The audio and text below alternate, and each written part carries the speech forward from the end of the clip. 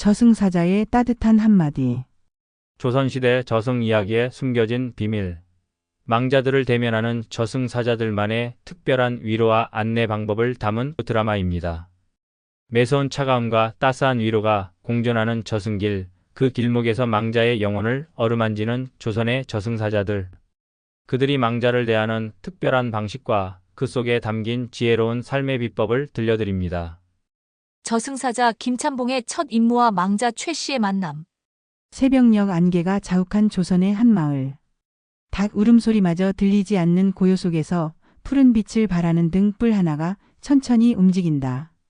그 빛을 따라가면 검은 갓을 쓰고 푸른 도포를 입은 한 사내가 보인다. 이름하여 김찬봉, 저승에서 새로 임명된 사자다.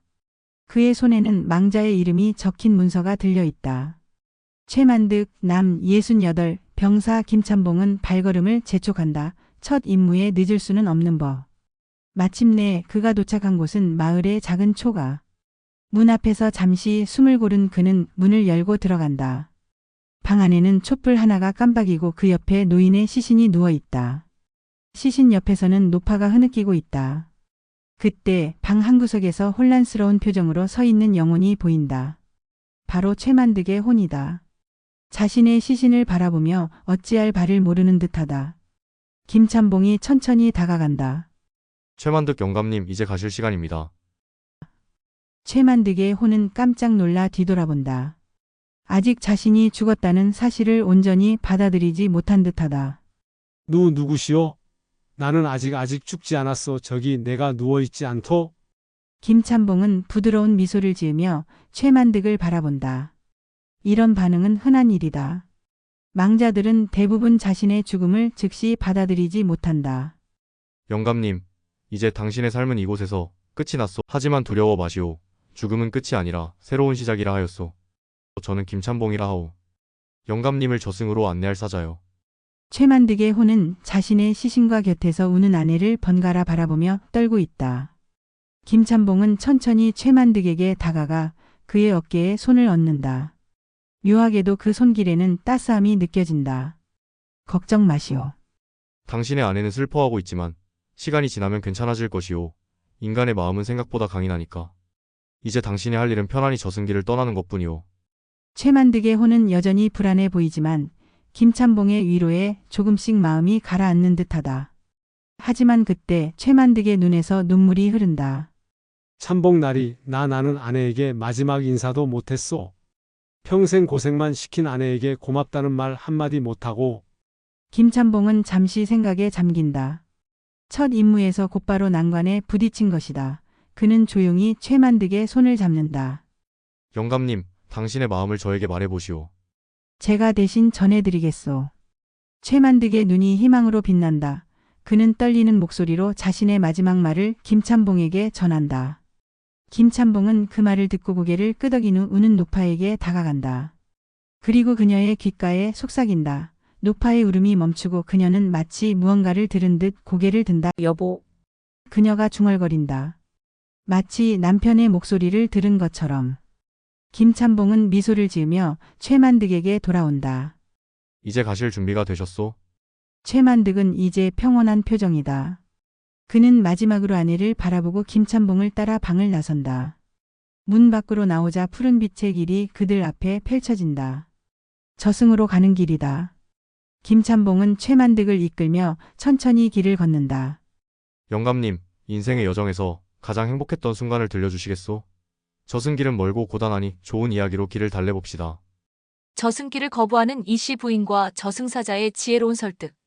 한양 외곽의 부유한 가문 대문 앞에 김찬봉이 서 있다. 이번 임무는 쉽지 않을 것이라는 예감이 든다. 문서에 적힌 이름은 이씨 부인 여 42 병사. 하지만 그 아래 작은 글씨로 저승 거부 가능성 높음이라는 메모가 붙어 있었다. 김찬봉이 대문을 통과해 안으로 들어서자 곧바로 슬픔에 잠긴 집안의 분위기가 느껴진다. 상주들은 모두 검은 상복을 입고 국을 하고 있다. 그는 곧장 안방으로 향한다. 그곳에서 그는 예상했던 광경을 마주한다. 이씨 부인의 영혼이 자신의 시신 옆에 무릎을 꿇고 앉아 어린 딸의 손을 잡고 있다. 10살 남짓해 보이는 어린 딸은 어머니의 시신 앞에서 울고 있다. 이씨 부인의 영혼은 딸을 위로하려 하지만 살아있는 이들에게 닿지 않는 그녀의 손길은 허공을 맴돌 뿐이다. 이씨 부인 이제 가실 시간입니다. 김찬봉의 말에 이씨 부인은 놀라 뒤돌아본다. 하지만 그녀의 눈에는 두려움보다 결연한 의지가 더 강하게 빛난다. 사장님, 저는 아직 갈 수 없습니다. 제 딸이, 제 어린 딸이 아직 저를 필요로 합니다. 김찬봉은 한숨을 내쉰다. 이러한 경우가 가장 어렵다. 특히 어린 자식을 두고 떠나야 하는 부모의 혼은 저승기를 거부하는 경우가 많았다. 부인 이해합니다. 하지만 생과 사의 이치는 거스를 수 없는 법입니다. 당신께서 이곳에 머물러도 딸에게 닿을 수 없을 것입니다. 이씨 부인의 눈에서 눈물이 흐른다. 그래도 곁에서 지켜볼 수라도 있지 않습니까? 저 아이는 어머니 없이 어떻게 살아갈지. 김찬봉은 잠시 생각에 잠긴 후 이씨 부인 곁에 앉는다. 그는 부드러운 목소리로 말을 잇는다. 부인 제가 한 가지 제안을 드려도 될까요? 저승에는 꿈의 연못이라는 곳이 있습니다. 그곳에서 당신은 딸의 꿈에 찾아갈 수 있습니다. 비록 현실에서는 닿을 수 없지만 꿈속에서는 딸을 만나고 위로할 수 있지요. 이씨 부인의 눈이 희망으로 빛난다. 정말입니까? 네. 하지만 그것은 당신이 저승의 질서를 받아들일 때만 가능합니다. 이곳에 미련을 두고 남아있다면 오히려 딸에게 해가 될 수 있습니다. 망자의 기운은 산 자에게 무거운 짐이 되기도 합니다. 이씨 부인은 고개를 숙이며 생각에 잠긴다. 김찬봉은 그녀에게 시간을 준다. 잠시 후 그는 조심스럽게 말을 이어간다. 또한 부인께서 이승에 미련을 두면 환이 되어 방황하게 됩니다. 그러면 딸은 어머니의 진정한 모습을 기억하지 못하고 슬픔과 두려움만 남게 될 것입니다. 그것이 부인께서 원하시는 바입니까? 이씨 부인은 고개를 젓는다. 아니요, 그렇지 않습니다. 김찬봉은 부드럽게 미소 짓는다. 부인 죽음이 당신과 딸을 영원히 갈라놓는 것은 아닙니다. 사랑하는 마음은 죽음보다 강합니다. 당신의 사랑은 이미 딸의 마음속에 깊이 새겨져 있습니다. 그리고 언젠가 아주 오랜 시간이 지난 후에는 다시 만날 날이 올 것입니다. 이씨 부인은 마지막으로 딸을 바라본다. 그녀의 손이 딸의 머리 위로 맴돌다 이내 걷어진다. 제가 꿈에서라도 딸을 만날 수 있다면. 김찬봉은 고개를 끄덕인다. 그렇습니다. 그리고 저승에서 당신은 딸을 지켜볼 수도 있을 것입니다. 비록 간섭할 수는 없지만 딸의 성장을 지켜보는 것은 가능합니다. 이씨 부인은 마침내 결심한 듯 일어선다. 그렇다면 가겠습니다. 김찬봉은 안도의 한숨을 내쉬며 이씨 부인을 이끌어 방을 나선다. 대문을 나서자 저승으로 가는 푸른 길이 그들 앞에 펼쳐진다. 하지만 이씨 부인은 걸음을 옮기기 전 마지막으로 집을 돌아본다. 사장님, 제 딸이 꿈에서 저를 찾으면 제가 반드시 나타날 수 있습니까? 김찬봉은 미소를 지으며 고개를 끄덕인다. 물론입니다. 그것이 저승의 약속입니다. 사랑하는 이의 간절한 부름에는 응답할 수 있도록 말입니다. 이씨 부인은 마침내 마음의 평화를 찾은 듯 미소 짓는다. 그리고 김찬봉을 따라 저승길을 걷기 시작한다. 그들이 걸어가는 푸른 길 위로 벚꽃잎이 하나둘 떨어진다. 이승과 저승의 경계에서 피어나는 아름다운 꽃잎들이 두 사람의 발걸음을 부드럽게 감싸 안는다. 어린 망자를 대하는 저승사자의 특별한 방법. 겨울의 매서운 바람이 마을을 휘감는 밤, 김찬봉은 어느 때보다 무거운 발걸음으로 작은 초가를 향해 걸어간다. 손에 들린 문서에는 박돌이 남 9살 병사라고 적혀 있다. 어린 영혼을 데려가는 일은 저승사자들 사이에서도 가장 어려운 임무로 꼽힌다. 김찬봉의 안색이 어둡다. 초가에 들어서니 방 안에는 촛불 하나가 흔들리며 타오르고 있다. 작은 혼이불 위에는 어린아이의 시신이 누워있고 그 옆에서 부모로 보이는 부부가 흐느끼고 있다. 김찬봉은 천천히 방 안을 둘러보다가 구석에서 웅크리고 있는 작은 영혼을 발견한다. 어린 박돌이는 무릎을 끌어안고 울고 있다. 그는 아직 자신이 죽었다는 사실을 알지 못하는 듯하다. 김찬봉은 잠시 망설이다가 아이에게 다가가 무릎을 꿇고 앉는다. 도리야, 안녕? 김찬봉의 목소리는 어느 때보다 부드럽다. 놀란 박돌이가 고개를 들어 김찬봉을 바라본다. 아이의 맑은 눈에는 두려움과 혼란이 가득하다. 아저씨는 누구세요? 저 아파요. 어머니, 아버지가 왜 저를 안아주지 않으세요? 김찬봉은 마음이 아프다. 그는 주머니에서 작은 종이약을 꺼내 아이에게 건넨다. 종이학이 김찬봉의 손바닥 위에서 날개를 펄럭이며 살아 움직인다. 박도리의 눈이 호기심으로 반짝인다. 도리야, 나는 저승사 잘한다 하지만 무서워하지 마. 나는 너를 새로운 곳으로 안내해 줄 거야. 그곳은 아프지 않고 배고프지 않은 곳이란다. 박도리는 여전히 혼란스러운 표정이다. 저승사자요? 제가 죽었나요? 김찬봉은 천천히 고개를 끄덕인다. 그렇단다. 하지만 죽음은 끝이 아니야. 새로운 시작이지. 마치 이 종이학이 내 손에서 살아나는 것처럼 너도 새로운 모습으로 살아갈 수 있어. 박도리는 종이학을 바라보다가 자신의 시신과 울고 있는 부모님을 본다. 그의 눈에서 눈물이 흐른다. 하지만 어머니, 아버지가 슬퍼하세요.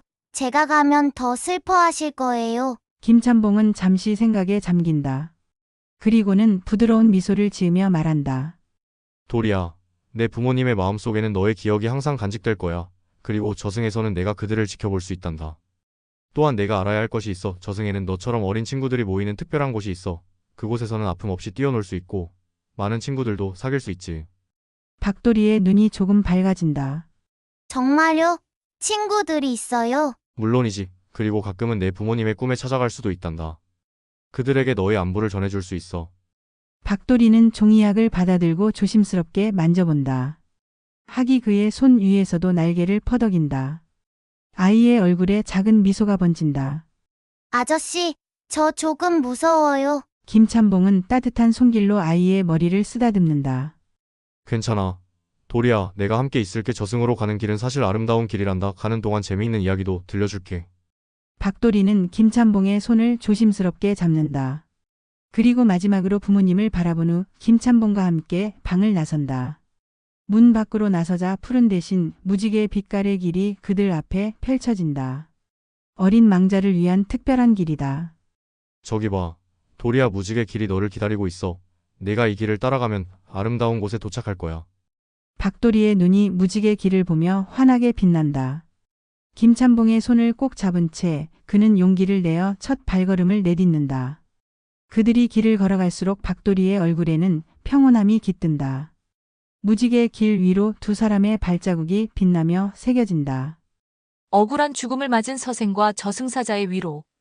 한양의 작은 서실 앞 김찬봉은 문서를 다시 한번 확인한다. 이학수, 남, 28, 타살 문서 하단에는 붉은 글씨로 억울한 죽음, 주의 요망이라는 메모가 적혀 있다.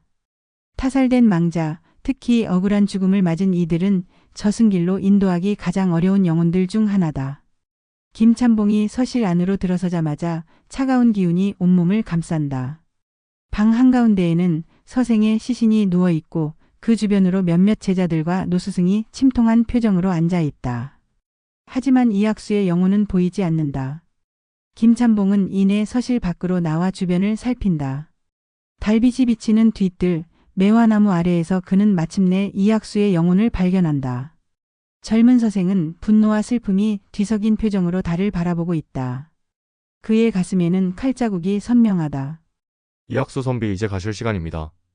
이학수는 천천히 고개를 돌려 김찬봉을 바라본다.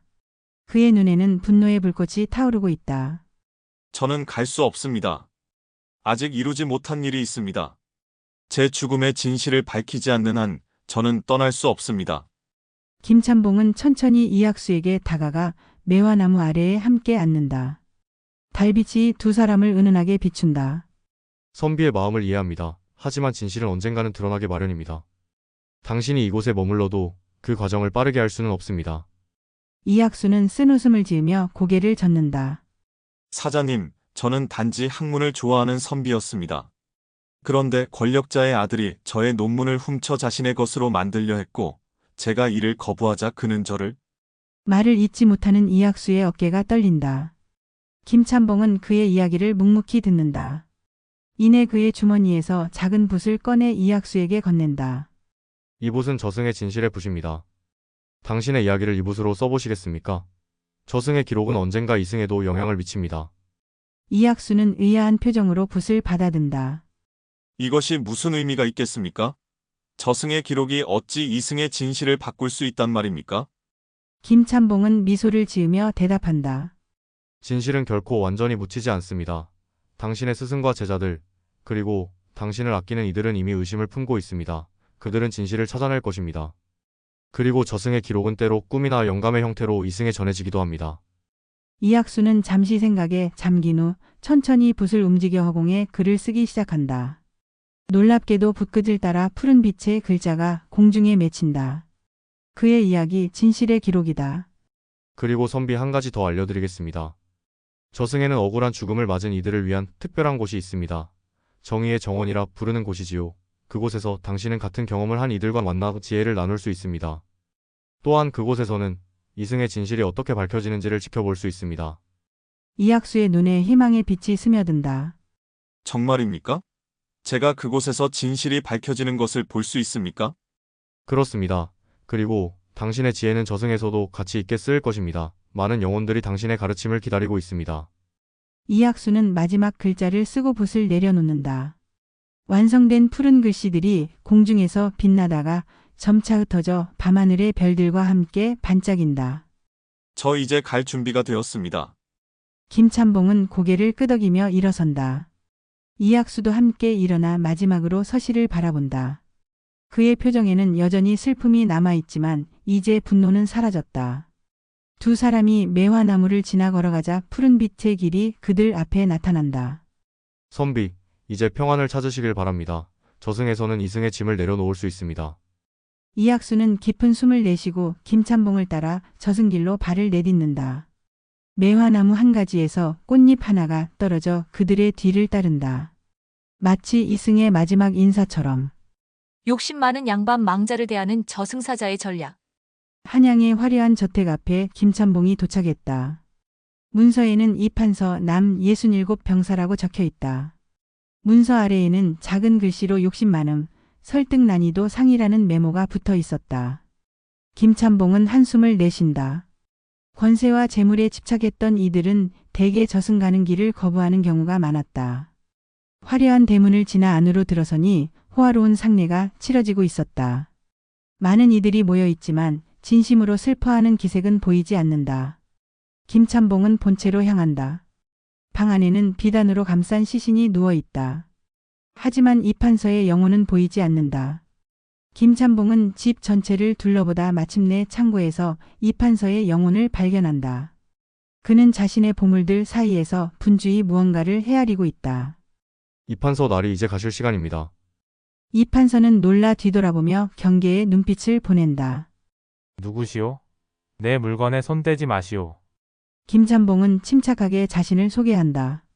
저는 김참봉이라 하오 나리를 저승으로 모실 사자입니다. 이판서의 얼굴이 창백해진다. 그러나 곧 고개를 저으며 거부한다. 말도 안 돼요. 내가 어찌 죽었단 말이오? 아직 할 일이 많소. 재산을 더 모아야 하고 관직도 더 높아져야 하오. 게다가 이 재물들을 두고 어찌 가란 말이오? 김참봉은 이판서에게 천천히 다가간다. 날이 이제 모든 것을 내려놓을 시간입니다. 이승의 재물은 이승에 두고 가야 합니다. 이판서는 격분한 표정으로 소리친다. 내가 평생 모은 것들이오. 내가 어찌 이것들을 두고 가오? 김참봉은 묵묵히 주머니에서 작은 거울을 꺼낸다. 이 거울을 한번 보시겠소? 의심스러운 표정으로 이판서는 거울을 들여다본다. 그런데 거울 속에는 자신의 모습이 아닌 자신의 장례식 장면이 비친다. 참석자들은 표면적으로는 슬픈 척하지만 실제로는 이판서의 재산을 어떻게 나눌지 논의하고 있다. 심지어 그의 아들들조차 유산 분배에만 관심이 있는 모습이다. 이게 무슨 일이오? 김참봉이 차분히 설명한다. 이것이 현실입니다. 날이 당신이 그토록 집착했던 재물은 이미 다른 이들의 것이 되어가고 있습니다. 당신의 이름과 명예는 얼마 지나지 않아 잊혀질 것입니다. 이판서의 표정이 점차 변한다. 분노, 충격, 그리고 마침내 깊은 슬픔으로. 내가 평생 모은 것들이 모두 허망한 것이었단 말이오? 김참봉은 부드럽게 미소 짓는다. 날이, 재물과 권세는 이승에서만 의미가 있습니다. 저승에서는 당신이 어떤 삶을 살았는지, 어떤 마음을 가졌는지가 중요합니다. 이판서는 한숨을 내쉬며 창고의 물건들을 둘러본다. 그렇다면 내가 평생 쌓은 것들이 모두 무의미했단 말이오? 완전히 그렇지는 않습니다. 나리께서 선한 일도 하셨을 터 그런 기억들이 저승에서는 보물이 됩니다. 이판서는 잠시 생각에 잠긴다. 내가 기근이 들었을 때 창고를 열어 곡식을 나눠준 적이 있어. 그리고 병든 종을 치료해준 일도. 김찬봉의 눈이 반짝인다. 바로 그런 기억들이 저승에서 당신의 진정한 재산이 될 것입니다. 이제 모든 집착을 내려놓고 가볍게 떠날 준비가 되셨습니까? 이판서는 천천히 고개를 끄덕인다. 마지막으로 그는 자신의 보물들을 바라보다가 등을 돌린다. 그 순간 그의 모습이 조금 더 밝아지는 듯하다. 김찬봉은 이판서를 이끌어 창고를 나선다. 저택을 벗어나자 푸른 빛의 길이 그들 앞에 펼쳐진다. 이판서는 이제 두려움 없이 걸음을 내딛는다. 무거운 짐을 내려놓은 자의 가벼운 발걸음으로. 날이 저승에서는 다른 기쁨을 찾게 될 것입니다. 그곳에서는 진정한 마음의 부유함이 무엇인지 알게 될 테니까요. 이판서는 처음으로 미소를 짓는다. 두 사람의 모습이 푸른 빛 속으로 서서히 사라져간다. 저승사자 김찬봉의 성장과 망자들에게 배운 삶의 지혜. 저승으로 통하는 경계의 숲, 커다란 느티나무 아래에 김찬봉이 앉아 있다.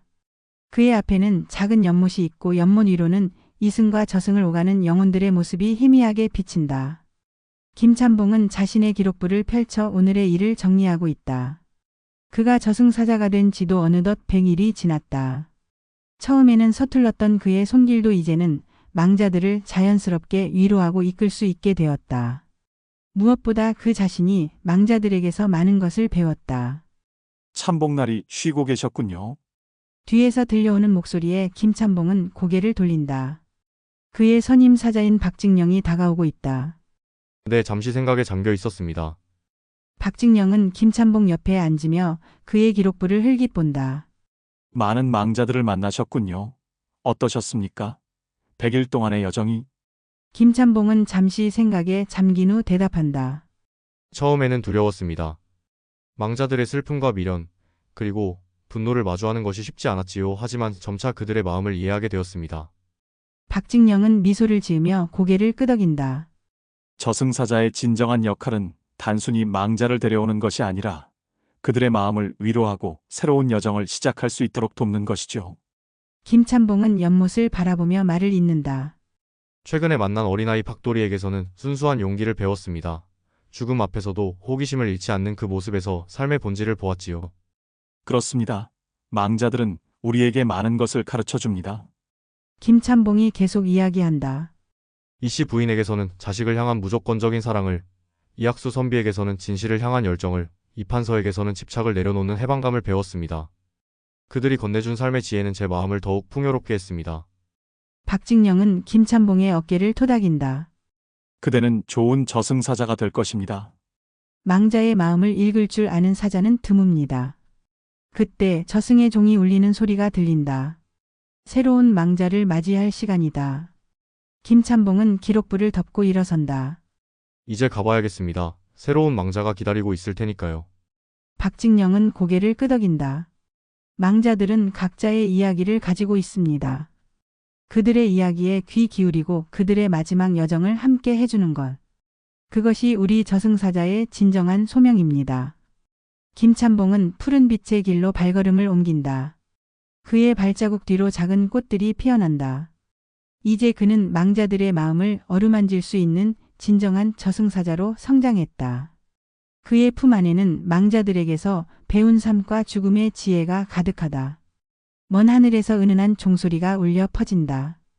또 다른 영혼이 이승을 떠나 저승으로 향하는 신호다. 김찬봉의 모습이 푸른 빛 속으로 서서히 사라지며 그의 마지막 독백이 바람에 실려 퍼진다. 죽음은 끝이 아니라 새로운 시작이라 하였소. 그리고 저승사자의 진정한 역할은 망자의 마음을 위로하고 그들이 평안히 새 여정을 시작할 수 있도록 길을 밝혀주는 것이라 하였소. 저승사자 김찬봉을 통해 본 조선시대 저승 이야기 어떠셨나요? 망자의 마음을 어루만지는 저승사자의 지혜로운 말과 행동에서 우리는 삶과는 또 다른 특별한 의미를 발견할 수 있었습니다. 다음 이야기 저승사자의 선물 마이너스 욕심을 버린 자에게 찾아오는 행운에서는 세상의 온갖 욕심을 내려놓은 평범한 농부에게 찾아온 저승사자의 특별한 선물에 대한 이야기를 들려드리겠습니다. 욕심 많은 양반은 저승사자에게 아무것도 받지 못했지만 정작 아무것도 바라지 않던 농부는 왜 저승사자로부터 행운의 선물을 받게 되었을까요? 조선시대. 민간에 전해 내려오는 이 흥미로운 이야기는 우리에게 진정한 욕심의 의미와 행복의 비밀을 들려줍니다. 채널 구독과 좋아요, 알림 설정으로 다음 이야기도 놓치지 마세요. 여러분의 꿈속에 저승사자가 찾아올지도 모릅니다. 그때는 부디 평온한 마음으로 그를 맞이하시길 바랍니다. 감사합니다.